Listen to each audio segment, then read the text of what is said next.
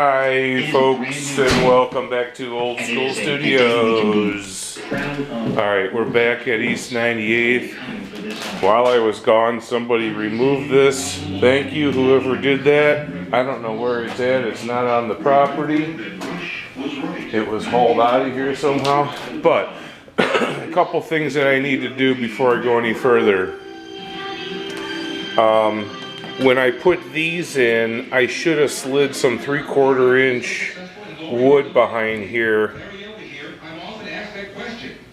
so I could fit drywall this little gap on both sides. So now I have no choice but to cut this gap a little bit bigger, about halfway, slip a piece, and then so I brought myself a sheet of 1/2 inch OSB that I had sitting around, and I went and grabbed my sawhorses from another place. So I'm going to rip down some pieces and try to hem them in there and get my drywall tied up against this piece of wood right here. So my trim molding, even if I used wider trim molding, it still needs to be able to cover that. So without further ado, I am going to get busy fitting in some plywood behind there and get it drywalled. Alright, so I got some plywood tucked back behind the lip, so I have a drywall nailer, and I put some drywall up on this side already. And before I cover this, I wanted to shoot mortar up underneath that lintel from this direction. I still have my shim in there, but I got mortar on the left and the right. And then I got mortar up here underneath all of these brick, where the brick touches, where the cinder block touches. I shot mortar, mortar up in underneath the lintel. So it's actually sitting on mortar, not just a couple wood shims. Those will probably be pulled out or cut flush.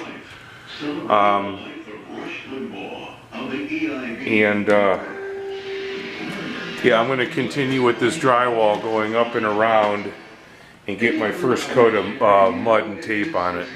Alright, so I went around here and I fit this all with drywall, and I taped it and mudded it, and for the most part I'm pretty tight on this side for a first coat of mud. So my next thing to do would be tomorrow get the permissions to get into the other side, do my tent.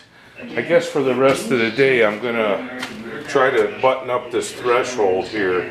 I gotta stuff something down in there to stop the mortar from continuing to fall, and then level this out right here.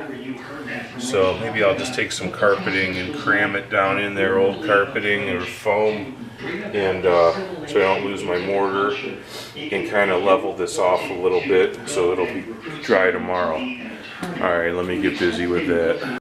Okay, so I put some I mortared this flush with my plywood. I really wasn't positive about the other side, but I kept it pretty much level. I could touch that up when I get that wall out on the other side. I got my mud. I actually boogered this. I grabbed hold of it on accident. But